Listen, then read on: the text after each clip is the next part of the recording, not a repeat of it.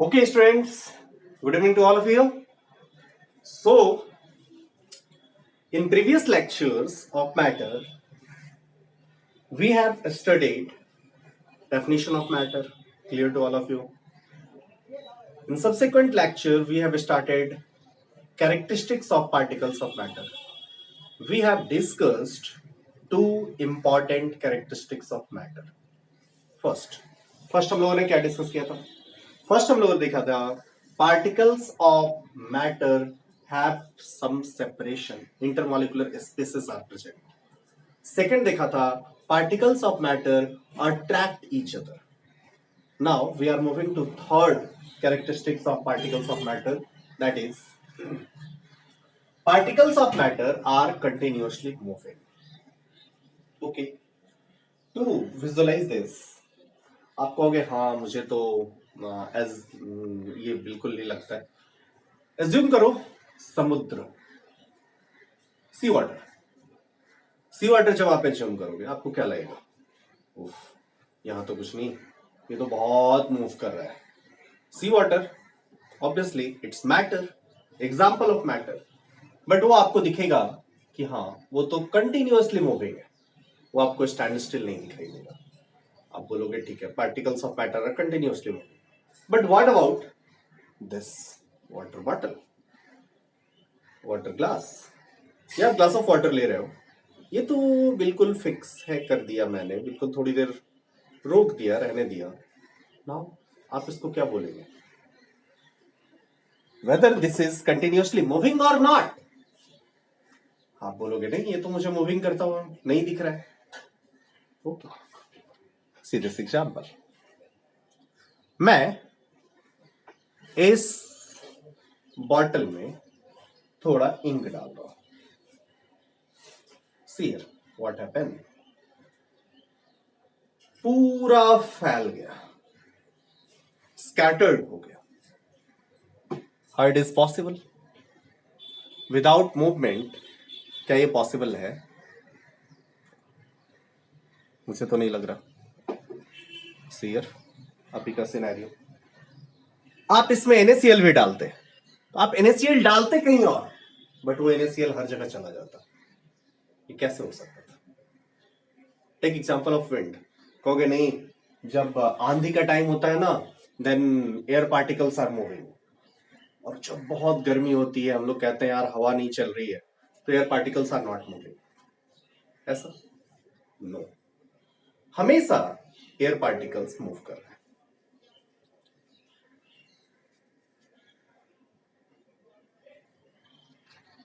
देखो, आप इसको गलत साबित करें. क्यों? कैसे? बहुत गर्मी है, मान लो एकदम हवा नहीं चल रही, आप परेशान हो, यार हवा तो चला दो. उसमें भी आप ये अगरबत्ती जला दोगे. ओके, और आप इस अगरबत्ती को ना दूर कहीं लगा देना, देखना आप तक आ रहा है या नहीं. सेंट इस जो अगरबत्ती का था वो आ रहा है आप तक कि नहीं? बिल्कुल दिखेगा. How it is possible? It is possible only when particles of matter are continuously moving. So with this examples हम लोग ये तो जरूर कह सकते हैं, चाहे वो समुद्र का पानी हो, या पॉन्ड का पानी हो, या ग्लास में पानी हो, इसके मैटर कंटिन्यूअसली मूव कर रहे हैं. चाहे एयर हो, इसके भी मैटर कंटिन्यूअसली मूव कर रहे हैं. So you can say particles of matter whatever be the state, but particles of matter are continuously moving. It's okay to all of you. Now अब आप बोलोगे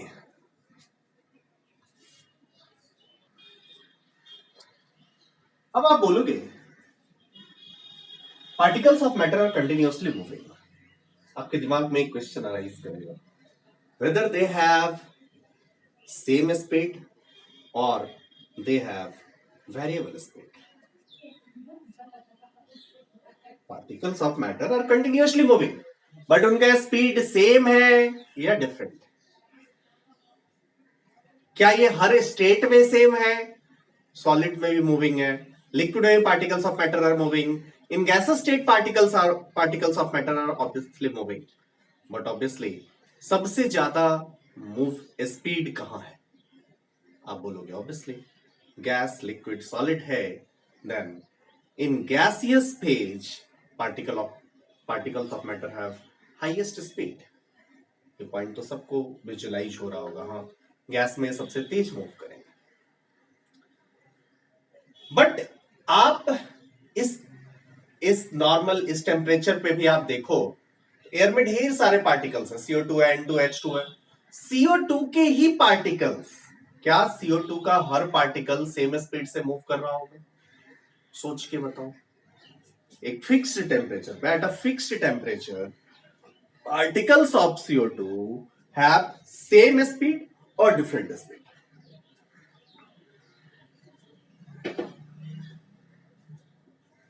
सोचो, आप बोलोगे no, particles of matter doesn't have same speed. कुछ particles का speed ज्यादा होगा, कुछ पार्टिकल्स का स्पीड कम होगा। जैसे मान लो मेरा ये स्पीड किसी दिन हो सकता है 30 मीटर पर सेकंड से मैं जाऊं, किसी दिन हो सकता है 50 मीटर पर सेकंड से जाऊं। वैसे ही CO2, कुछ CO2 ये रेगुलरली कंटिन्यूअसली ये कोलाइड कर रहा है, दो CO2 के मॉलिक्यूल्स कोलाइड कर रहे हैं, CO2 का N2 के साथ कॉलिजन हो रहा है, CO2 का O2 के साथ कॉलिजन हो रहा है, और due to this collision continuously randomly इनके स्पीड को कभी बढ़ रहा है, कभी घट रहा है, continuously changing. So particles of matter are not moving with same speed.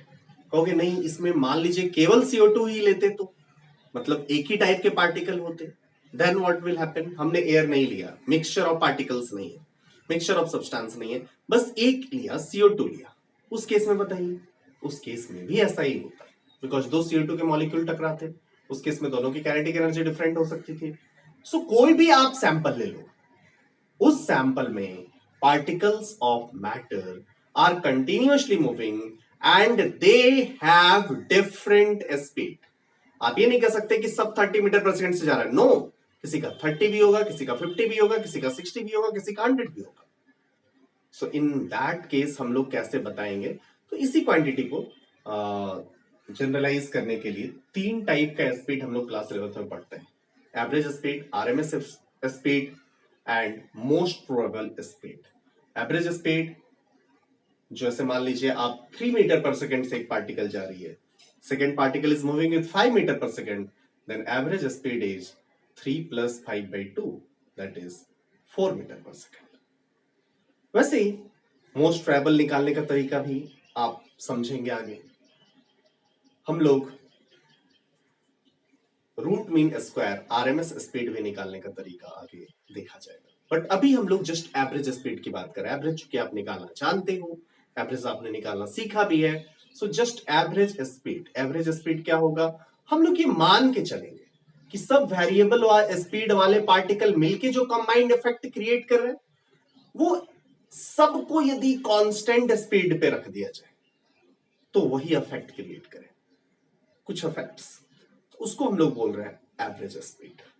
एक एवरेज स्पीड निकालने की कोशिश कर रहे हैं। एवरेज स्पीड जब हम बोलेंगे तो हम मान के चलेंगे कि सारा पार्टिकल इसी स्पीड से मूव कर रहे हैं, बट आप इंडिविजुअल एक एक पार्टिकल की बात करोगे तो एक एक पार्टिकल ऑफ मैटर का स्पीड सेम कभी नहीं होगा। So come with points.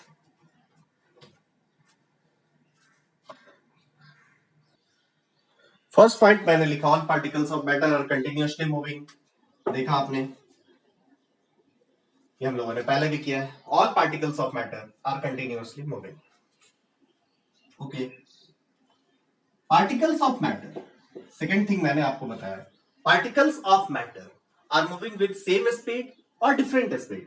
आप बोलोगे particles of matter have different speed. ठीक, मैं सॉलिड लिक्विड की बात नहीं कर रहा या गैस की नहीं बात कर रहा, एक सेम टाइप का भी सब्सटेंस लोगे तो उसमें भी स्पीड अलग अलग होगा।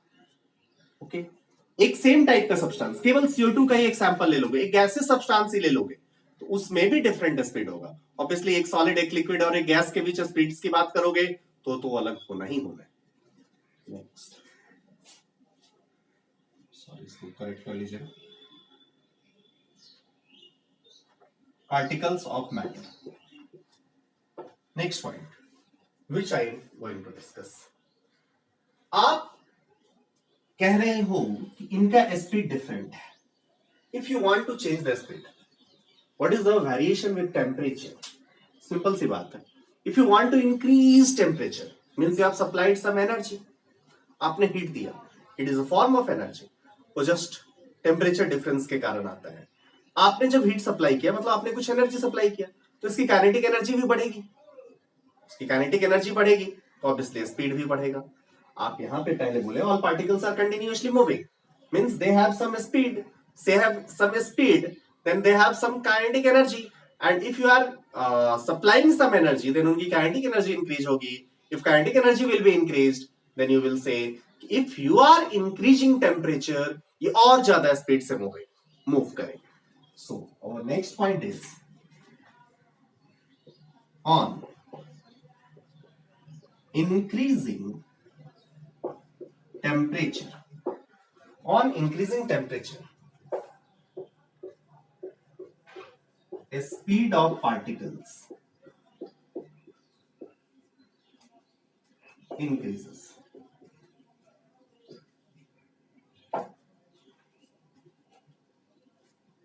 ओके, आप टेम्परेचर इंक्रीज करोगे, स्पीड ऑफ पार्टिकल इंक्रीज करेगा। हेंस आप ये भी कह सकते हो on increasing temperature kinetic energy of particles increases। If you will increase temperature, kinetic energy of particles will also increase। Simple बात है, स्पीड बढ़ रही है, मास वही है, half M V square, obviously speed of particle increase करेगा। Now we are going to take next point.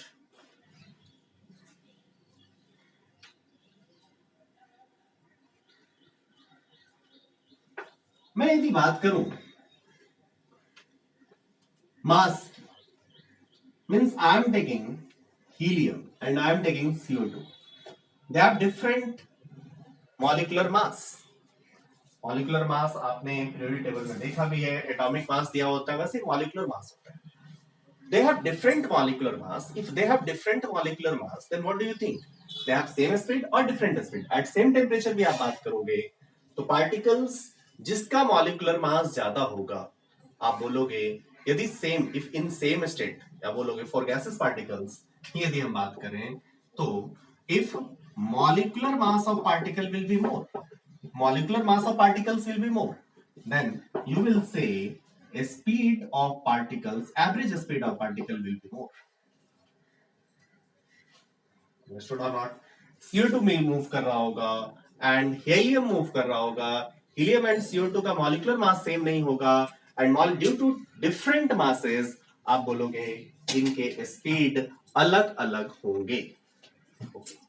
So if you want to define such things, particles of matter are continuously moving में हम लोगों ने अभी तक के जो points को लिया एक बार थोड़ा रिकैप करें और उसके बाद सब कुछ को एक जगह पे लाके फॉर्मुलेट करने की कोशिश करते हैं।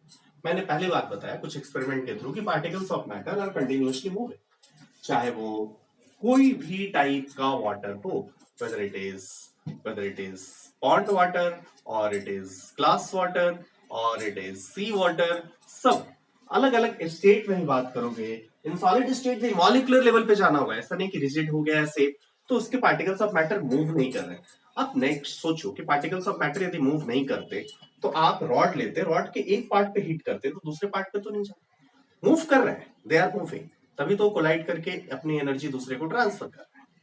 So particles of matter whether it is solid or liquid or gas, they are whatever be the state, they are continuously moving। पहली बात हम लोगों ने करी।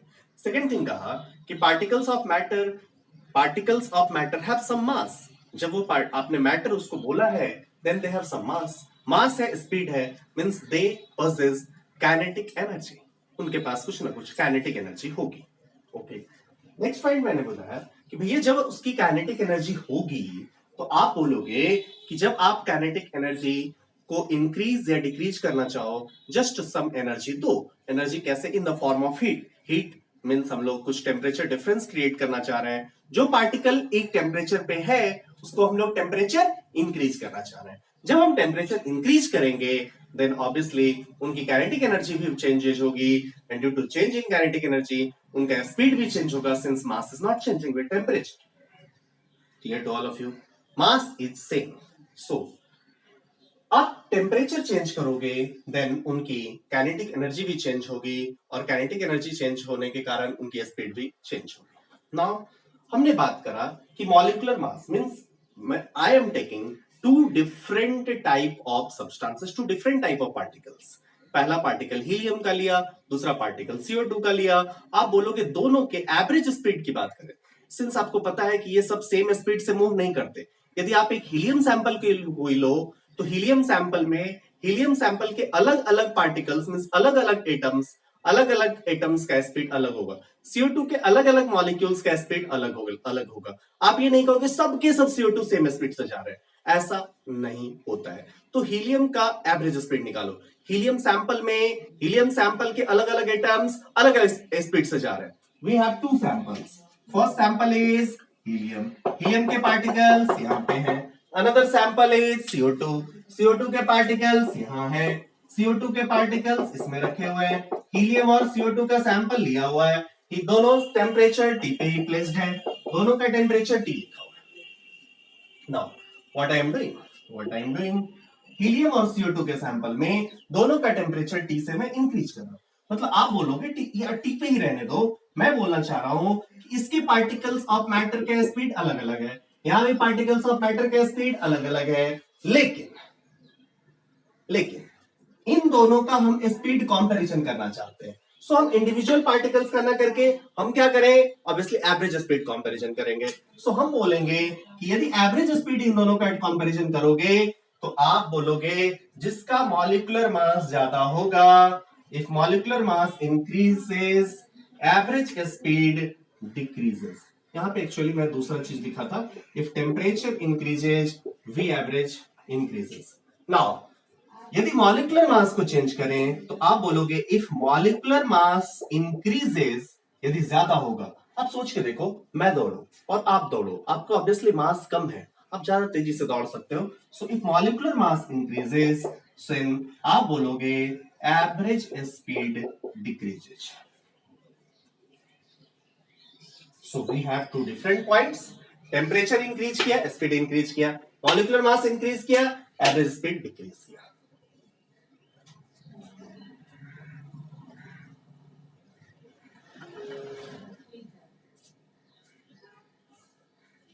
नाउ आप बोलोगे if you want to formulate it average speed of particle किसी भी गैसियस फेज में, इन गैस फेज, आगे हम लोग स्टेट्स ऑफ मैटर पढ़ेंगे, उसमें गैस स्टेट की बात करेंगे। In gas phase average speed of particle यदि बात करोगे तो ये होगा k into T by M, where what is k? K is constant. What is T? T is temperature in Kelvin scale.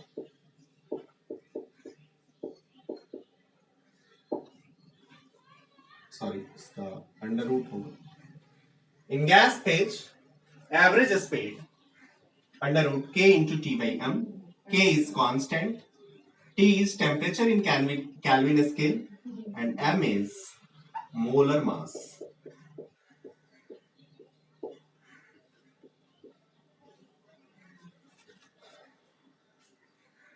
आप जस्ट अभी इसको मॉलिक्यूलर मास समझना। सो या आप इसको मॉलिक्यूलर मास ही लिख लो, कि जानेगा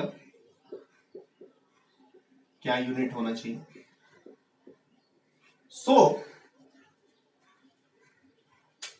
स्टूडेंट्स, हम लोग अब दो पार्टिकल का एम सेम है, मैं जो ये के बोल रहा हूं, के अलग अलग पार्टिकल्स, मतलब दो पार्टिकल की बात करोगे तो सब कुछ सेम, मतलब हीलियम और CO2 के लिए के का वैल्यू डिफरेंट नहीं होगा। आप बोलोगे ये सब क्या है, इट्स अ कांस्टेंट, यूनिवर्सल हर गैस के लिए, okay.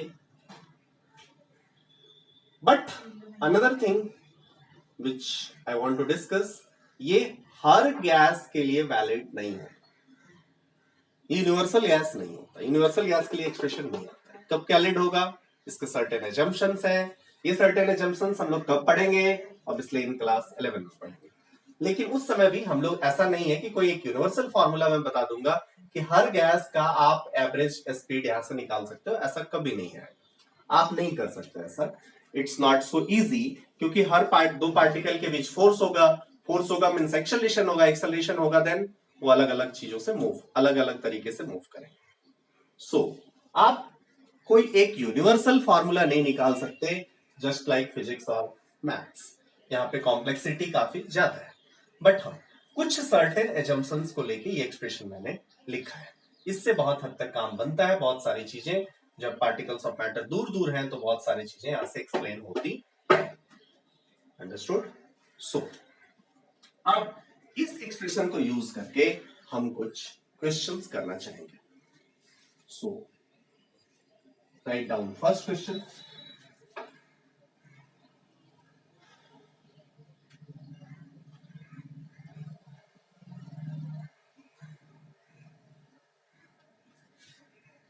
Question 1.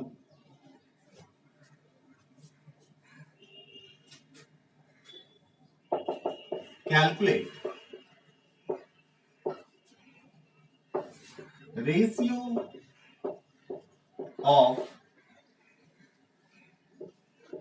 average speed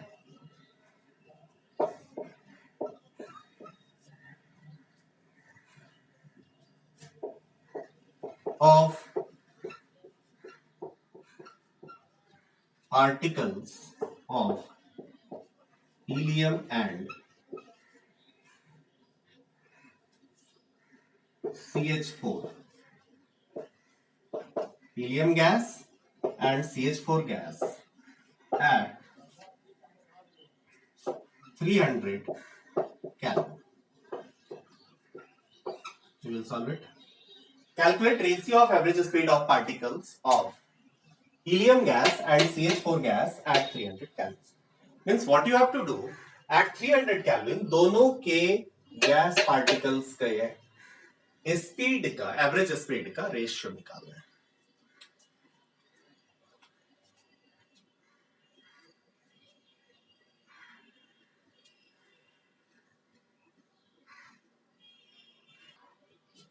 Okay students, now I will solve this question. पहले की बात करें, V average, this one is for helium, okay, K into 300 by helium का मॉलिक्यूलर मास, हीलियम का molecular mass आपको पता है कितना होता है, 4, नहीं पता है तो ये बता दो, हीलियम का होता है M4 और CH4 का 12 plus 4 that is 16. So V average helium K into 300 by 4. Now V average CH4, ये क्या हो जाएगा, K into 300 by 16, इसका स्क्वायर रूट कर दिया, इसका भी स्क्वायर रूट कर दिया. If you want to take ratio of these two, V average helium by V average CH4, तो ये दोनों का रेशियो लेना होगा, ratio will be under root K into 300 by 4 divided by under root K into 300 by 16. So K into 300 इसको कर दोगे तो ये कैंसिल हो जाएगा और यहां से आ जाएगा ये under root 16 by 4 that is 2 by 1. So helium और CH4 मॉलिक्यूल्स के एवरेज स्पीड का रेशियो लोगे देन आप बोलोगे हीलियम मॉलिक्यूल का एवरेज स्पीड 2 टाइम्स मोर होगा CH4 के। ये होना भी चाहिए, बिकॉज हीलियम और CH4 में मॉलिक्यूलर मास आपको पता है हीलियम का कम है। Helium has lower mass and CH4 is heavier. ये लाइटर है, ये हैवियर है। मैंने अभी थोड़ी देर पहले बताया था, जो लाइटर होगा उसका एवरेज मोलर मास, एवरेज का स्पीड मोर कहोगे। It's clear to all of you. Now next question, थोड़ा सा चेंज करते हैं।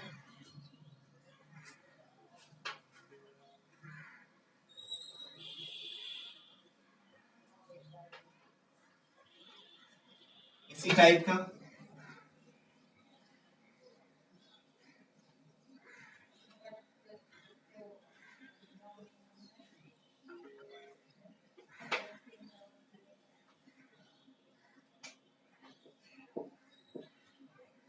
Helium and SO2।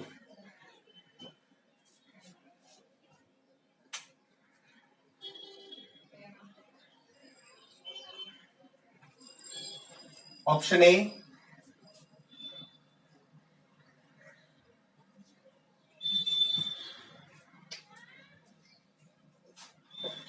4:1, option B 1:4, option C 8:1, option D none of the above। Helium gas, SO2 gas.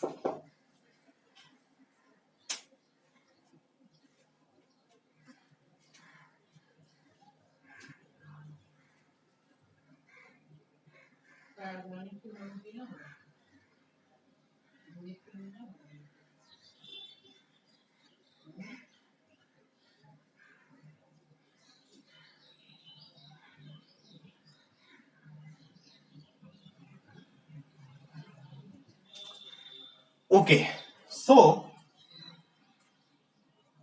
Ratio of average speed V average किसका, helium,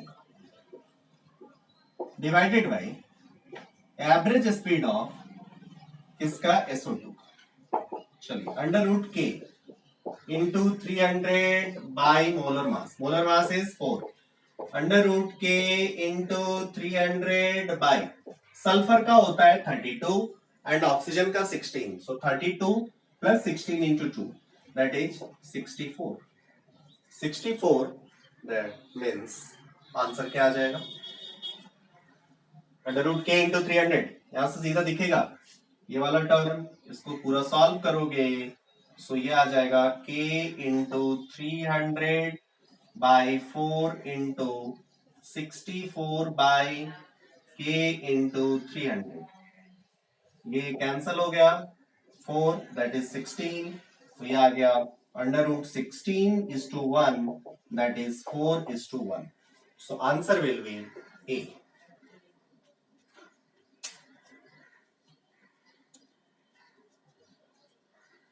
Clear to all of you?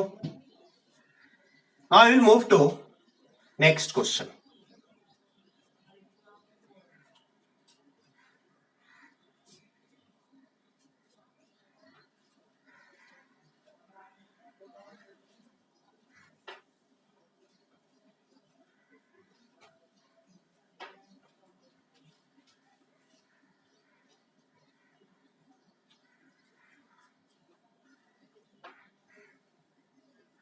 यहां तक same रहेगा। Calculate ratio of average speed of particles of helium gas at 250 Kelvin and 1000 Kelvin। Means helium gas, एक helium gas का particle 250 Kelvin पे लिया हुआ है, दूसरा हीलियम गैस के पार्टिकल 1000 केल्विन पे लिए हुए हैं। So you have to find out ratio,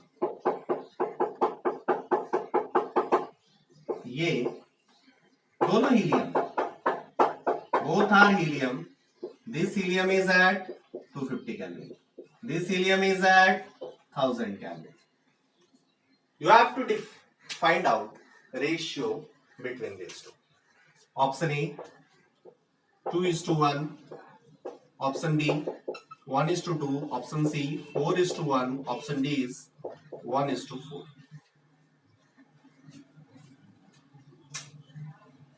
चलिए फास्ट पोल से रिप्लाई करेंगे।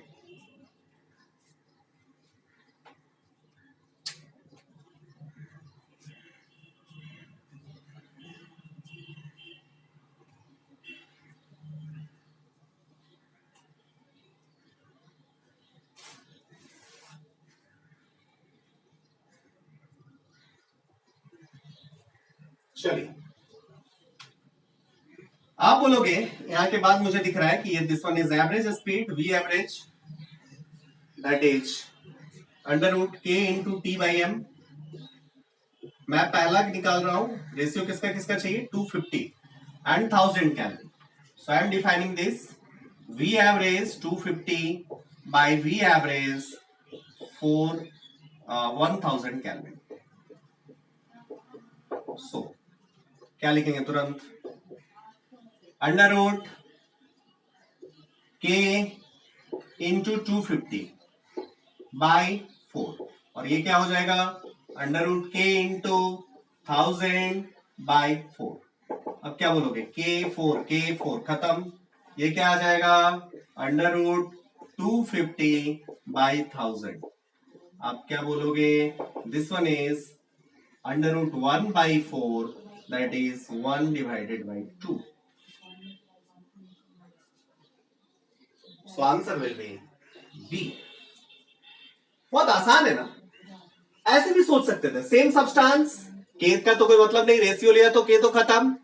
सो आप बोलोगे वी एवरेज, यदि सेम सब्सटेंस है तो डायरेक्टली इनवर्सली को रूल यूज करो ना, टेम्परेचर सेम तो वी एवरेज बोलोगे अंडर रूट मोलर मास का मॉलिक्यूलर मास के अंडर रूट का इनवर्सली प्रोपोर्शनल होता है।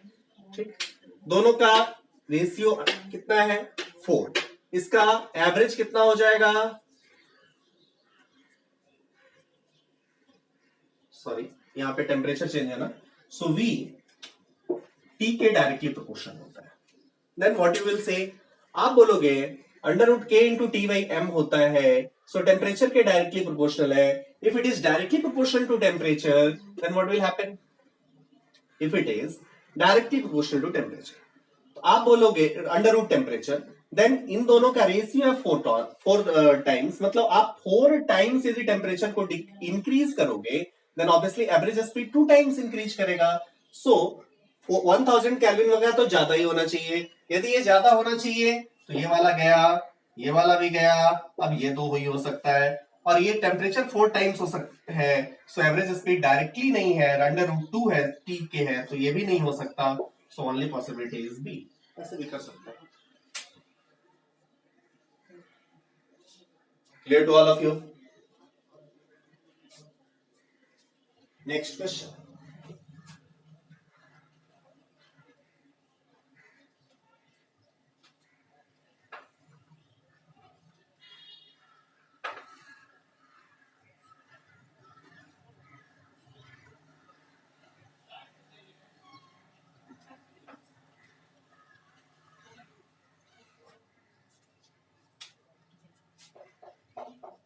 if average speed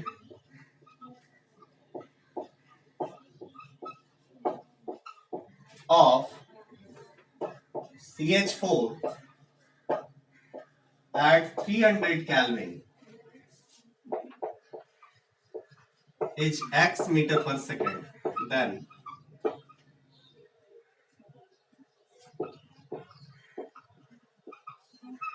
average speed of CH4 at 600 Kelvin will be option A twice x, option B root 2x, option C x by root 2, option D none of the above.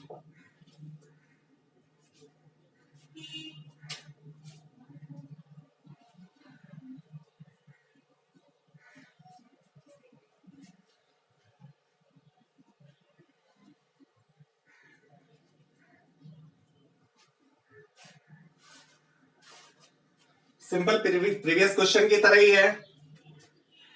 आप बोल रहे हैं यहाँ पे temperature को क्या कर रहे हैं हम लोग, टेम्परेचर को हम लोग 2 टाइम्स के लिए बना रहे हैं। अच्छा, ये जो पूरा सेक्शन है, यदि आप केवल क्लास 9 का ये स्टडी करना चाहते हो तो इन सारे क्वेश्चंस को जो न्यूमेरिकल बेस्ड है आप इग्नोर कर सकते हो, नो इशू विद इट। ना एनसीईआरटी में ना एग्जाम्पलर में इस टाइप के क्वेश्चंस, ये जस्ट आपके ईडब्ल्यूएस कंटेंट में दिया जा रहा है, ये आपके सिलेबस बुक में कहीं नहीं दिया हुआ है। जस्ट मैं इंट्रोड्यूस कर रहा हूं, जस्ट कि आप थोड़ा सा इसको विजुअलाइज करो, थोड़ा प्रॉब्लम सॉल्विंग स्किल्स को सीखो, इसलिए जस्ट मैं इंट्रोड्यूस कर रहा हूं, ये कहीं दिया हुआ नहीं है फॉर्मेट में। ओके, सो चलिए, इट्स पावर ऑफ ईडब्ल्यूएस। हम लोग यदि बोलते हैं कि हम लोग बेस्ट कंटेंट डील करते हैं, सो हम लोग हर फील्ड में बेस्ट कंटेंट के साथ आना चाहते हैं। Okay, now speed of CH4 at 300 Kelvin, आपने क्या किया, टेम्परेचर को डबल किया, टेम्परेचर को डबल किया है, और आपको पता है एवरेज स्पीड जो होता है this is directly proportional to under root T, means ये रूट 2 टाइम्स हो जाएगा। यदि 2 टाइम्स किया है तो रूट 2 टाइम्स हो जाएगा, सो आंसर विल बी। यदि 4 टाइम्स किया है तो 2 टाइम्स हो जाएगा, यदि 16 टाइम्स किया है तो under root 16 times that is root 16 that is 4 हो जाएगा। सो सीधा आपको दिख रहा होगा। Okay, next question.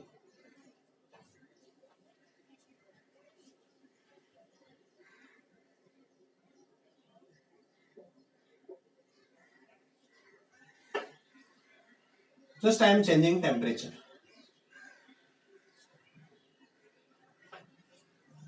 कैसे?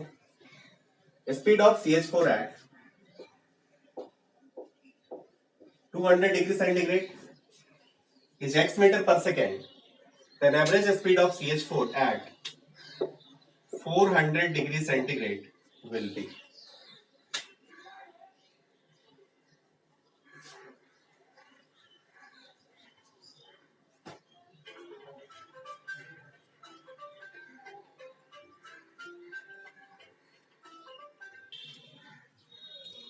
Average speed of CH4 at 400 degree centigrade will be. Option A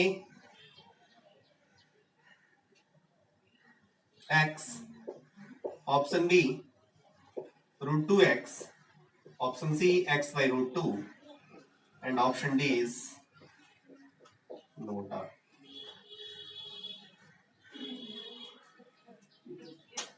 क्या लग रहा है आपको? टेम्परेचर डबल किया ना, अरे क्वेश्चन वही हो गया ना, टेम्परेचर इज जस्ट डबल, क्या हो जाना चाहिए, रूट 2x हो जाना चाहिए ना, प्रीवियस की तरह होगा। पोल का रिस्पॉन्स दे दिए, answer should be root 2x। क्या? अरे गधों नहीं, क्या बोला था, it should be in Kelvin scale. यहाँ पे क्या दिया हुआ है, डिग्री सेंटीग्रेड, यदि डिग्री सेंटीग्रेड दिया हुआ है देन V एवरेज, इस पे कितना लिखना पड़ेगा, 200 degree centigrade. 200 degree centigrade means 200 degree centigrade मतलब क्या हो जाएगा, 273.15 जोड़ोगे 473, so this one is K 473 by molar mass. अगले वाले का क्या हो जाएगा, K इंटू अगले वाले का V एवरेज, किस पे, 400 डिग्री सेंटीग्रेड पे, फिर इसमें डिग्री सेंटीग्रेड को केल्विन स्केल में चेंज करने के लिए 273 ऐड करेंगे, सो ये क्या हो जाएगा, K into 400 plus 273 by m। अब रेशियो हो गया, आपको दिखेगा कि अलग अलग आ रहा है। So clear to all of you. So इस टाइप के क्वेश्चंस आपसे पूछे जा सकते हैं, आप अपने दिमाग को स्थिर रखें, सॉल्व। चलिए, last question.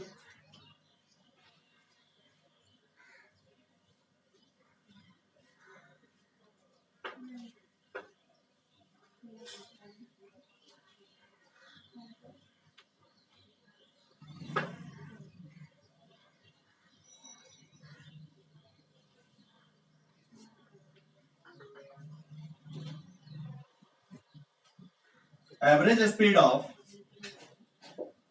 helium gas at 300 Kelvin is x meter per second. Then average speed of CH4 at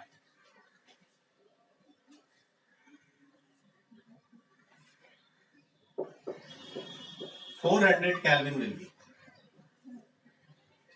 option A x, option B x by 2, option C 2x, option D none of the above.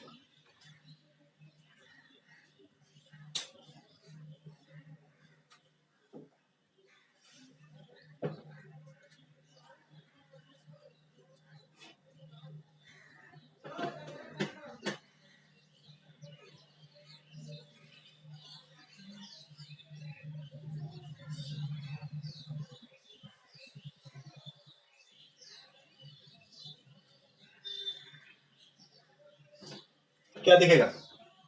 यहां भी simple है, पोल में आपने respond कर दिया होगा। Average speed किसका? Helium का। टेम्परेचर भी चेंजेज है 300 केल्विन पे। रेशियो किसके लेना है? एवरेज स्पीड किसका? CH4 का। टेम्परेचर क्या? 1200 केल्विन। ओके, यहां पे क्या? अंडर रूट के, temperature 300, molar mass is what? Helium का 4 बताया था, अंडर रूट के, इधर क्या हो गया? 1200, मोलर मास CH4 का 16 बताया था, रेशियो लीजिए 3, आप बोलोगे ये हो जाएगा 4 एंड दिस वन इज 16/16, तो आप बोलोगे 1:1, सो आंसर विल बी ए। दोनों का स्पीड सेम आया, रेशियो इज 1:1, सो इसका x है तो इसका भी x मीटर पर सेकंड ही हो जाएगा। ऐसे ही बोलोगे हीलियम का CH4, मोलर मास ये 4 टाइम्स हैवियर और ये टेम्परेचर 4 टाइम्स, जो हैवी उसका स्पीड हैवी होने के कारण कम एंड टेम्परेचर ज्यादा होने के कारण उसका स्पीड ज्यादा। सो जितना फैक्टर से यहां इंक्रीमेंट दिख रहा है उतना ही फैक्टर से, जैसे मास में इंक्रीमेंट के कारण जिस फैक्टर से स्पीड घटा उसी फैक्टर से स्पीड टेम्परेचर में इंक्रीमेंट होने के कारण बढ़ गया, जितना घटा उतना ही बढ़ा, वही रह गया। So it's coming as 1:1।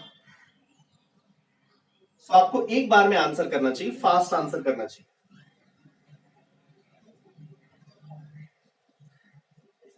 Okay, we'll move to next topic. Particles of matter are continuously moving. एक बार मैं थोड़ा समराइज करूं। हम लोगों की बात थी particles of matter are continuously moving. हमने बताया कि हर फेज में whether particles are in solid state और particles are in liquid state और particles are in gaseous state, her phase में हर स्टेट में पार्टिकल्स ऑफ मैटर मूव कर रहे हैं। आप लिक्विड स्टेट की बात करोगे तो whether they are liquid taken in a glass, liquid taken in a pond, और मतलब बोलो पानी पॉन्ड का पानी या सी वाटर, सब मूव कर रहे हैं। आपको स्टैंड स्टिल भी दिखाई दे रहा है, then they are also moving, जो हमने एक एक्सपेरिमेंट के थ्रू आपको समझाया। Now same for gas. Okay, then हमारी बात आई कि चलिए particles of matter continuously moving है, इसको तो मैं समझ गया, but particles of matter continuously जब मूव कर रहे हैं तो किन किन फैक्टर्स पे डिपेंड करेंगे, इन पे हमने आया आपको दिखाया। देखो, टेम्परेचर को इंक्रीज करने से पार्टिकल्स ऑफ मैटर का जो स्पीड है वो इंक्रीज करता है और काइनेटिक एनर्जी भी इंक्रीज करता है। टेम्परेचर को इंक्रीज करने से पार्टिकल्स ऑफ मैटर का स्पीड भी इंक्रीज करता है एंड काइनेटिक एनर्जी भी इंक्रीज करता है। नेक्स्ट हम लोगों ने किया, नेक्स्ट पॉइंट हम लोगों ने क्या बोला कि if molecular mass will be different, means यदि हैवियर है तो स्पीड ऑफ पार्टिकल्स जो होगा वो कम होगा। मोलर मास ज्यादा, मॉलिक्यूलर मास ज्यादा, then speed of particle will be less. ये हम लोगों ने 2 पॉइंट आपके साथ डिस्कस किया। ओके, थर्ड पॉइंट जो आपको मैंने बताया, इफ एक ही सैंपल लोगे, यदि मिक्सचर ऑफ सैंपल लोगे देन ऑब्वियसली वहां पे तो अलग अलग स्पीड होगा ही। जैसे एयर की बात करें तो N2 भी है, O2 भी है, CO2 भी है, CH4 भी है, सब है। तो इस केस में आप बोलोगे कि अलग अलग टाइप के जो पार्टिकल्स है वो अलग अलग स्पीड से मूव करेंगे, इसमें तो मुझे कोई डाउट ही नहीं है। बट आप इफ इन पार्टिकल्स को आप कुछ और करते, जैसे मैं ये बोलूं कि आप CH4 का एक सैंपल लेते हो, ऐसा नहीं कि आप मिक्सचर ऑफ सैंपल लेते हो. You are taking a you are taking one single kind of substance, pure substance आप ले रहे हो, only CH4 particles are there. Then also एक ही टाइप का सैंपल भी होगा, वहां पे भी अलग अलग एटम्स अलग अलग स्पीड से, अलग अलग molecule in case of CH4 अलग अलग स्पीड से मूव कर रहा होगा. मींस पार्टिकल्स ऑफ मैटर जब एक ही टाइप का सब्सटेंस भी ले रहे हो, उसमें भी अलग अलग मॉलिक्यूल अलग अलग स्पीड से मूव कर रहा होगा. It was quite interesting point. So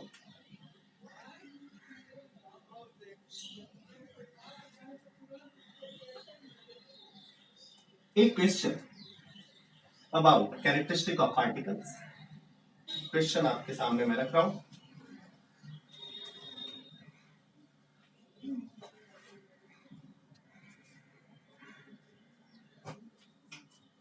Question is, which of the following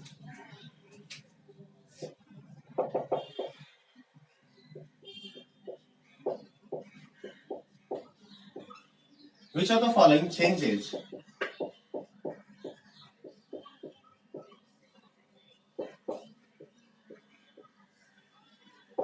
with change in temperature?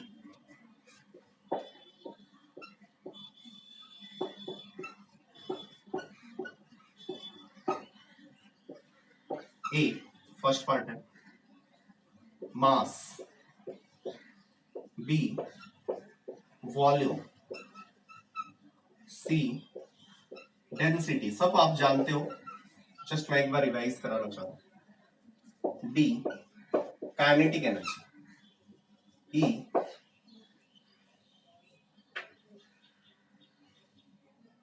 speed. F,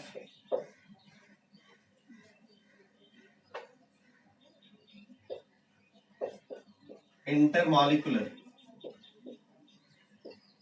space between particles.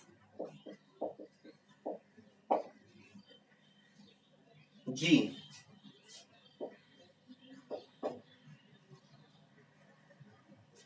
kinetic energy of particles.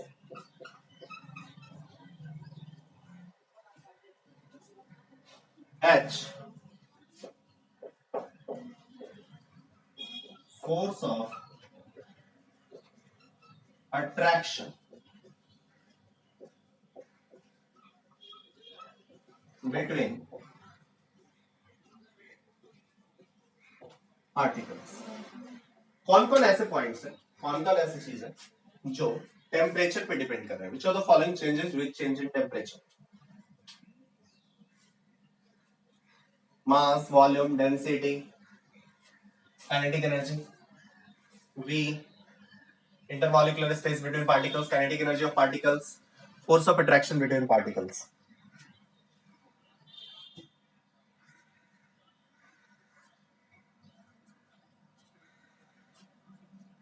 बहुत इजी दिखेगा. अरे मास टेम्परेचर पे डिपेंड करेगा कि नहीं करेगा? बोलो करेगा, है ना? कितना बड़ा प्रॉब्लम सॉल्व हो जाए ना. जब गर्लफ्रेंड से मिलने को जाना हो तो मास घटा लेंगे, मम्मी से मिलने को जाना हो मास बढ़ा लेंगे. टेम्परेचर पे ही तो डिपेंड करता है. कहेंगे टेम्परेचर बढ़ाओ घटाओ. करता है कि नहीं करता है मास? बिल्कुल नहीं करता है यार. वॉल्यूम ऑब्वियसली टेम्परेचर पे डिपेंड करता है. Density, it is defined as mass by volume. एक चीज डिपेंड करता है तो डेंसिटी भी करेगा. काइनेटिक एनर्जी अभी पढ़ा. काइनेटिक एनर्जी टेम्परेचर बढ़ाने से काइनेटिक एनर्जी बढ़ रहा था, स्पीड चेंज कर रहा था. इंटरमॉलिक्यूलर स्पेस बिटवीन पार्टिकल्स, क्या लग रहा है? Intermolecular space between particles obviously यही कर रहा था. करेगा ना. सॉलिड धीरे धीरे लिक्विड में कन्वर्ट होगा, टेम्परेचर बढ़ाते जाओगे वो गैस में कन्वर्ट होगा, सेपरेशन बढ़ेगा. काइनेटिक एनर्जी ऑफ पार्टिकल्स क्या लग रहा है? अच्छा ये दो बार हो गया, काइनेटिक एनर्जी पहले भी ले लिया. Force of attraction between particles, ये भी डिपेंड करेगा. क्यों? यही टेम्परेचर बढ़ाया, ज्यादा मूवमेंट, सेपरेशन बढ़ा दे, फोर्स ऑफ अट्रैक्शन घट गया. So till now we have discussed these points. Now we are moving to next topic.